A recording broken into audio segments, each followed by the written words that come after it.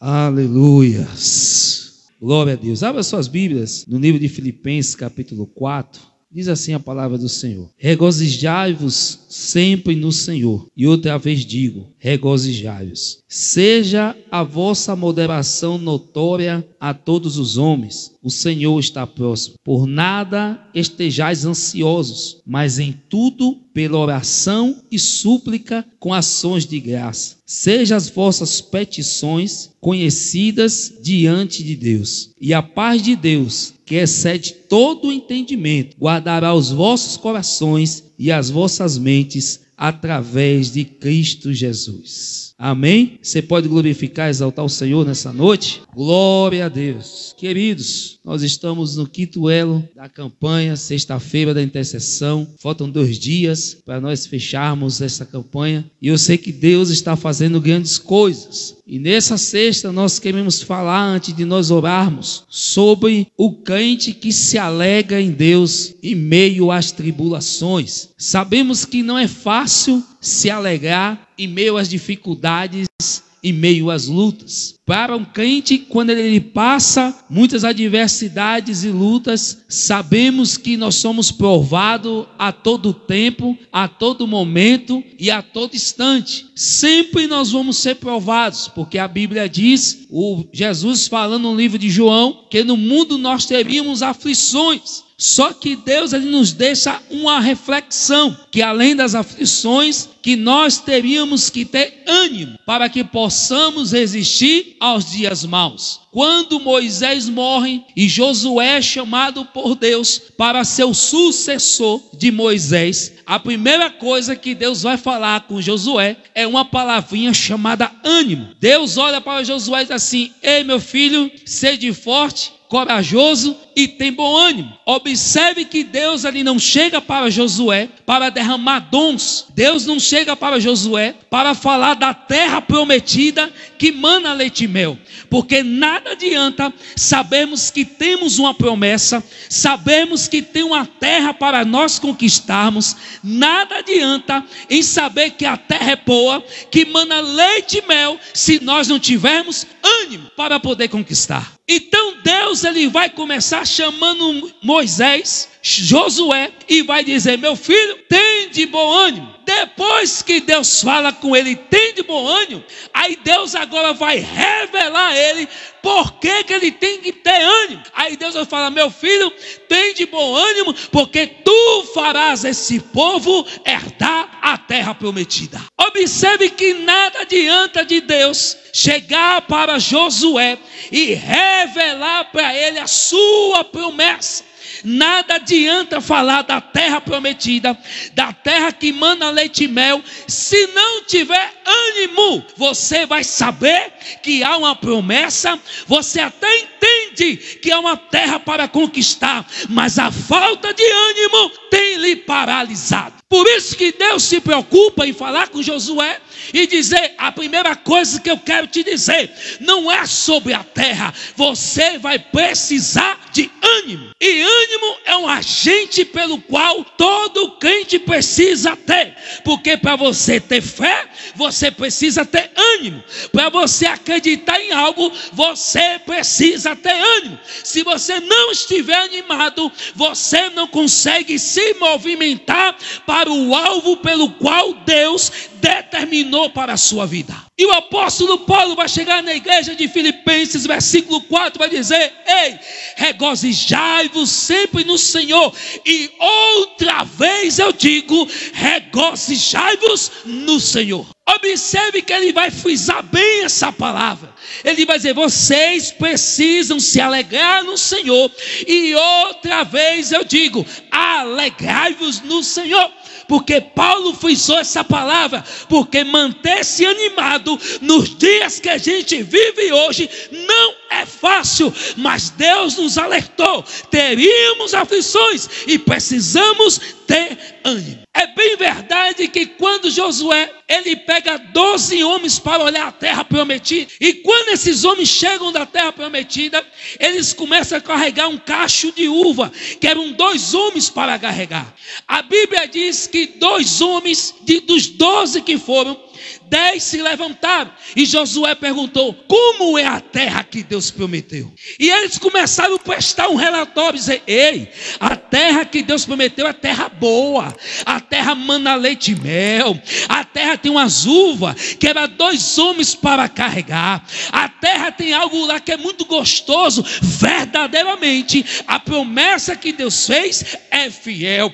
Quantos de nós, quando Deus nos faz uma promessa, usa o profeta para falar conosco, que traz o intento do nosso coração, a gente se alegra, a gente sapateia, a gente fala em línguas, a gente glorifica e chega em casa tão animado. Só que tem um porém: aqui é o momento que o profeta profetizou para você, e do outro lado de cá é o percurso que você vai ter que correr para a promessa se cumprir. E entre o tempo da promessa e o percurso para o cumprimento da promessa, você precisa ter ânimo. Senão você não chega, senão você desanima, senão você não acredita mais. E foi assim que aqueles homens fizeram. Como é a terra? Não, a terra mana leite e mel, a terra é boa. Aí os desanimados falaram: mas a terra tem gigante e nós não podemos vencer. 10 homens olharam a terra, se desanimaram, e a Bíblia vai dizer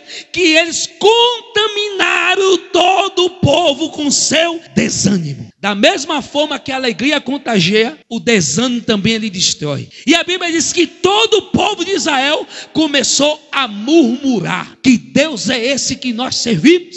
Um Deus que nos prometeu uma terra que mana leite e mel, e quando nós vamos colocar o pé dentro da terra, a terra está cheia de gigante. Mas a Bíblia diz que dos 12, 10 murmuram. Mas existia 2, por nome Josué e Caleb. Eles vão prestar o mesmo relatório que os desanimados, mas no final eles falam algo tremendo. A Bíblia diz que eles vão dizer: ei, a terra mana leite e mel, concordo com você.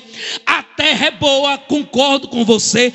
A terra tem gigante, concordo com você. Mas o Deus que nos prometeu vai nos entregar a terra. A diferença de um ter ânimo e o outro estar desanimado é porque aquele está vendo a mesma coisa que você. Ele está vendo que a terra é boa, ele está vendo que a terra mana leite e mel, e ele está vendo também que tem gigante. Só que além de você, ele está vendo a promessa que foi feita a ele. Por isso que Paulo vai dizer: regozijai-vos no Senhor. Outra vez eu digo: regozijai-vos no Senhor. Sabe por quê? Você tem promessa. Esse é o motivo que nos alegra. Você tem promessa. Então eu sei que hoje eu estou passando luta e dificuldade, mas a promessa sobre a minha vida me garante um dia feliz que virá ao meu encontro. Aí o apóstolo Paulo vai dizer assim: ei, por nada estejais ansiosos. Esse é um mal que tem tomado toda a geração. Não tem um que esteja aqui dentro aqui que diga que não sofre de ansiedade. Uma hora ou outra ela bate na nossa porta. Eu me policio muito, porque quando eu estou ansioso, eu acelero o meu processo de trabalho. E eu fico ali, trabalhando, na ansiedade de terminar. Aí quando eu vejo que a coisa é dessa forma, eu levanto, tomo água, saio, vou lá fora, volto. E comendo também, sento no computador e como. Aí tomo café, pego uma bolacha, volto, pego um pão, daqui a pouco como uma banana, aí volta de novo um pacote de salgadinho, e penso que não, está indo embora, está merenda dos meninos. Quem é que não passa por isso? Mas Jesus já tinha nos alertado disso. No mundo vocês vão passar aflição. Você está achando que a aflição que Jesus falou nas nossas vidas é calúnia, só calúnia, deformação? Ataque não, é opressão, é ansiedade, é essa coisa de a gente querer ver as coisas acontecer logo. Tudo isso aí são provações. E quando nós estamos lá, nós temos que entender que o tempo que Deus nos promete algo, há um percurso para o cumprimento da promessa. E você precisa ter ânimo. Por isso que a Bíblia diz, Paulo falando à igreja de Filipenses: em nada estejais ansiosos. Se tem uma coisa que vai paralisar o crente, é a ansiedade. Vamos ver os crentes da Bíblia ansiosos? Vamos ver os crentes da Bíblia ansiosos? Deus faz uma promessa a Abraão: tu serás um pai de muitas nações. Sara, ansiosa, fez o quê? Deu o jeitinho dela. Não esperou Deus abrir a madre dela, pegou Agar, que era a serva de Abraão, e falou assim: ei, deita com ela, Abraão, para teu filho da promessa. Ansiedade. E aí foi lá, até hoje, a guerra na Palestina, por causa desse filho que Abraão teve lá no passado. Ansiedade. A ansiedade faz nos fazer atropelar o processo. E aí nós sofremos de forma duplicada. Por quê? Você já tem o seu processo e em cima do seu processo você botou mais uma provinha por falta da sua ansiedade. Por isso que a Bíblia diz, não andai ansiosos. Irmão, você não quer dizer que eu nunca vou ter ansiedade? Vai. Você não está livre de ter ansiedade. Agora, controle a sua ansiedade. É o controle. Por isso que a Bíblia diz que um dos frutos do Espírito chama-se domínio próprio. E nós temos que buscar esse domínio sobre nossas vidas, para que a ansiedade não tome conta das nossas vidas. Aí a Bíblia vai dizer, mas em tudo pela oração. Queridos, não tem outra coisa, outra forma da gente vencer, se não for pela oração. Paulo está falando, não sejam ansiosos, mas em tudo pela oração. Se tem uma coisa que deixa a crente ansioso, é falta de oração. A oração lhe conecta com Deus e acalma o seu coração. Observe que quando a gente está orando, se alguém pisar no nosso pé e você diz, desculpa, você fala o quê? Não tem nada não, fique na bênção. Naquele dia você está orando, você está ali calmo, você está ali cheio da unção. Mas no dia que você não está orando, alguém pisa no seu pé, não viu não? Tá cega? O de baixo é meu. É assim ou não é? Todo mundo passa por isso, gente. Mas no dia que a gente está orando, ó, pode vir a pancada que for. A gente fica, não, fique na bênção. A gente até abençoa. Deus lhe abençoe, vai em paz. Porque estamos orando, então nós ficamos sensíveis à voz de Deus. Então a ansiedade não vem. Ela pode até vir, mas a gente controla. E olha o que a Bíblia vai dizer. Depois que nós oramos, a Bíblia vai dizer, Paulo falando para a igreja de Filipenses, dizendo, além de orar, vocês têm que ir com toda súplica. Quando entra em súplica, já é um tipo de oração onde você se humilha diante de Deus. Tem coisa, meu irmão, que a gente vai ter que se humilhar diante de Deus mesmo. Rasgar não a nossa veste, mas o nosso coração, para que Deus venha operar nas nossas vidas. Tem coisas que vêm sobre as nossas vidas que você vai ter que suplicar. Sabe o que é suplicar? É quando você quer algo e aí você está igual aquela passagem da viúva, que ela está ali importunando, batendo na porta do juiz para que ele julgue a causa dela. E ela está lá se humilhando, batendo na porta do juiz. E o juiz falou assim, ei, chama ela e vai julgar a causa dela. Tem coisas que você vai ter que suplicar. Sabe por quê? Porque tem coisas e provações que vêm sobre a nossa vida que foram portas e brechas que nós abrimos. Você sabia disso? Às vezes a gente acha que as provas entram na nossa vida pelo fato assim, não, fulano pecou. Como fizeram com Jó. A prova veio na vida de Jó, é povo, não, Jó, você pecou. Pelo amor de Deus, irmão, prova não vem só por conta de pecado, não. Às vezes você faz uma amizade com alguém que não era para fazer, e aí vem a provação. Às vezes você vai comungar com alguém que não é para comungar, e vem a provação de Deus sobre a sua vida. E muitas das vezes, as coisas só vão acontecer quando você suplicar. É insistir, bater na porta e se humilhar. Lembra da mulher cananeia? Lembra da mulher cananeia? Lá no livro de Mateus, se não me engano, no capítulo 25, se não me falha a memória, a Bíblia diz que ela vai até Jesus. E ela tinha um problema como eu e você tem. Só que o problema da mulher cananeia não foi ninguém que causou, não. Ela mesmo trouxe o problema dela para dentro de casa. Ela vai até Jesus e diz assim, Senhor, socorre-me, porque minha filha está miseravelmente endemoniada. Quando ela usa o termo miseravelmente, ela estava com legião. Agora vamos para a história. Por que a filha daquela mulher estava com demônio? Porque o marido daquela mulher tinha morrido na guerra. E ela morava nas regiões de Tiro e Sidom, que eram conhecidas como região de migração. O que é região de migração? Vamos dar aqui um exemplo para vocês entenderem. Nós estamos aqui em Alagoinhas. Há uma seca sobre este lugar. E a gente está entendendo, sabendo que lá em Iambupe, lá está chovendo e está crescendo, está dando pão, tem tudo para comer lá. O que é que a gente faz? Nós vamos migrar de Alagoinhas para Iambupe, o lugar do pão. Só que no meio do caminho, até chegar em Iambupe, nós temos algumas regiões. Era onde essa mulher morava, região de Tiro e Sidom. E como o esposo dela já estava morto na guerra, esses homens que passavam pela região de migração, ela pegava a sua filha, dava a esses homens para ter uma relação sexual com ela, em troca de uma moeda, para elas poderem comprar o alimento e se alimentar. E com isso abriu as portas para que o demônio tomasse a filha dela. Aí a gente pergunta, mas irmão Sandro, ela ia morrer de fome. Já vê aquela coisa assim, os meios não justificam os fins?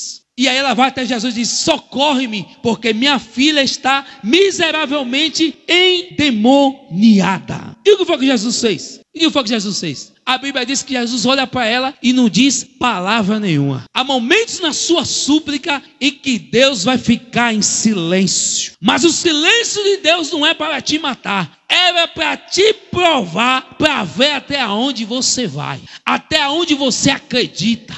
Até onde as palavras que saem da sua boca, que você diz que crê, são verdadeiras. E Jesus não disse palavra nenhuma. Olha quanta coisa essa mulher passou. E a Bíblia diz que quando Jesus ficava calado, os seus discípulos olharam para Jesus e disseram assim: ei, despede-a, manda ela ir embora. Além de Jesus não falar com ela, ainda tinha as pessoas que não entendiam o problema dela e desprezavam ela. Mas a Bíblia diz que ela continuou com súplica. E depois a Bíblia diz que ela vem gritando atrás de Jesus. Jesus olhou para ela vem gritando, achou que o grito dela ia chamar a atenção de Deus. Jesus olhou para ela assim: ei, eu não fui enviado para você, eu fui enviado para as ovelhas de Israel. Você é cananeia, não tem parte com a promessa, e eu não vim para a terra por você não, eu vim para os judeus. Observe que a Bíblia diz que ela vem gritando atrás do mestre. Quantas vezes nós gritamos, choramos, nos rasgamos e parece que o céu está de bronze. E Deus não responde a nossa oração. Mas a Bíblia diz que quando Jesus olha para ela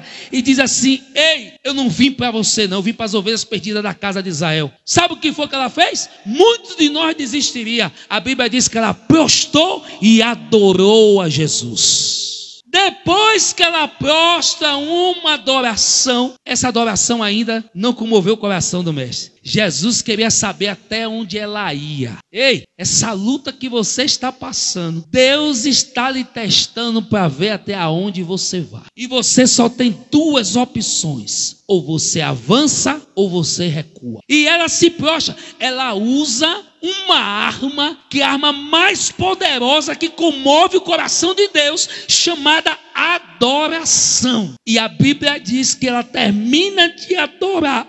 Jesus olha para ela e diz: não é bom que eu pegue a comida dos filhos e dê aos cachorrinhos. Jesus está te provando para ver até onde você vai, até onde a tua fé é verdadeira, até onde o Deus que você diz que você serve, Ele é Deus mesmo na sua vida. E depois Jesus olha para ele assim: não é bom que eu pegue a comida e dê os cachorrinhos? Ela olha para Jesus e diz assim: eu não vou desistir não, eu não vou desistir não, porque está doendo em mim. Ela olha para ele assim: sim, Senhor, mas os cachorrinhos comem das migalhas que caem na mesa dos seus senhores. Jesus olha para aquela mulher e diz assim: mulher, em Israel eu nunca vi uma fé igual a sua. E a Bíblia diz que no mesmo instante a sua filha ficou curada. Deus está lhe testando para ver até onde você vai. Se você vai até o final ou se você vai parar no meio do caminho. E deixa eu te falar uma coisa: você pode estar ferido, arrebentado, sangrando, angustiado, mas chegue até o final,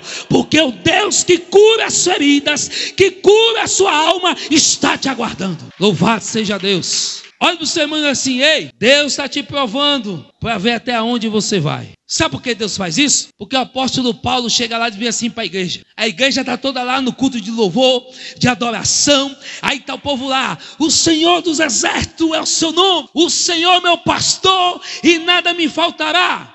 Aí a igreja gosta de recitar o Salmo 91 dizendo: aquele que habita no esconderijo do Altíssimo, a sombra do Onipotente descansará. Aí nós dizemos: 1000 cairão à minha direita e 10.000 à minha. Basta ficar um contra um só de um lado, um do outro, a gente já está dizendo que está morrendo. A Bíblia diz que é 1000 à direita e 10.000 à esquerda. Levantou de um lado contra um do outro, a gente já diz que está morrendo. Aí quando a igreja estava toda alegre, aí o apóstolo Paulo chega como aquele que vai colocar água para apagar o fogo e vai dizer assim: ó, naquilo que vocês falam, subjugue a sua carne, para que naquilo que vocês falem não sejam reprovados. E é o que está acontecendo. Deus nos prova para ver se realmente nós vamos prosseguir naquilo que nós falamos. lembra de Pedro? Jesus falou, todo mundo na mesa, bonitinho, tempo de festa, santa ceia. Aí Jesus falou, olha, está chegando o tempo que o Filho do Homem vai ser crucificado. Aí Pedro falou, não, se tu fores crucificado, eu vou com o Senhor. Aqui ninguém tira o Senhor perto de mim. Só faltou Pedro dizer o ditado baiano que a gente fala, né? Tu é meu e o boi não lambe. Só faltou Pedro dizer isso. Jesus falou, ei meu filho, eu quero ver se você vai até o fim, porque quando me pegarem,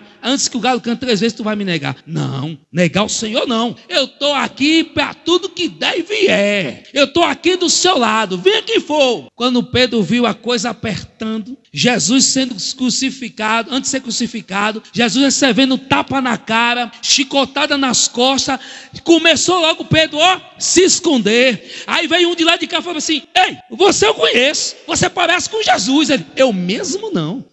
E aí pegou a pista, mas Pedro lá atrás falou, eu, Senhor, eu vou contigo até a morte. Ei, nossa adoração, nossa oração, a nossa crença, a nossa forma de falar está escrita lá nos livros das obras no céu. Quando a gente diz, Senhor, eu não te largo por nada. Aí o anjo abre lá, quem é esse? O irmão João, olha, ele disse que não te larga por nada. Aí Jesus vai, libera lá uma provinha para ele, para gente testar ele, para ver se esse cabo é fiel mesmo. Aí o anjo desce, libera lá, e a gente vem. Que prova é essa, viu? Meu Deus, ser crente é difícil. Mas tu disse que não largava Jesus por nada. Chegue no final acabado, chegue todo arranhado, todo metralhado, mas chega até o final, porque a Bíblia diz que o nosso Deus, ele é como um pastor, que ele derrama o óleo que desce sobre a barba de Arão, e esse óleo vem para curar suas feridas, para te renovar, mas você precisa chegar até o final. A coisa é tão séria para chegar até o final, que a Bíblia diz que não basta você ser salvo. Não basta chegar aqui e aceitar Jesus e ser salvo, beleza, mas só vai provar mesmo da salvação nos céus, se for até o fim. Aquele que for fiel até o fim, a Bíblia diz, dar-te-ei a coroa da vida. Não tem para onde correr, você precisa ir até o fim. Quantos de nós já desistimos, demos lugar para o diabo tomar posse daquilo que não é dele, aquilo que é nosso, porque desistimos. O diabo vem e diz, aqui é meu. Coloca até a bandeirinha dele lá, levanta e coloca a bandeira dele como um território dele. Por quê? Desistimos. Só tem uma coisa que nós podemos desistir e não tem consequência nenhuma sobre a sua vida. É quando entra na vontade direta de Deus e Deus fala assim, eu quero assim, eu vou levar, eu vou tirar. Aí não adianta, aceita a perca que fica melhor. Mas enquanto Deus não lhe falou nada, você tem que perseverar até o fim. Está dando para você entender? Por isso que o apóstolo Paulo ele vai dizer que nós temos que orar e suplicar. Aí depois que a gente faz isso, ele vai dizer que as vossas petições sejam conhecidas diante de Deus. E a paz de Deus, que excede todo entendimento, guardará os vossos corações e as vossas mentes. Está precisando guardar o seu coração de muita coisa, né? Das angústias, das coisas que tem rodeado o seu coração. Está precisando também de Deus guardar a sua mente de muitos pensamentos. Mas a paz que excede o seu coração e que guarda a sua mente, ela só vem através da oração e da súplica. Por que Paulo fala oração e súplica? Porque tem coisas que só vêm através da oração, mas tem coisas que só vêm através da súplica. Tem hora que vai ter que se humilhar mesmo para Deus fazer. Amém, queridos? Levanta a mão para o céu e diga assim comigo. A partir de hoje, eu tomo uma decisão. Eu vou até o fim. Você precisa declarar isso nessa noite. Eu vou até o fim. Louvado seja Deus. Amém?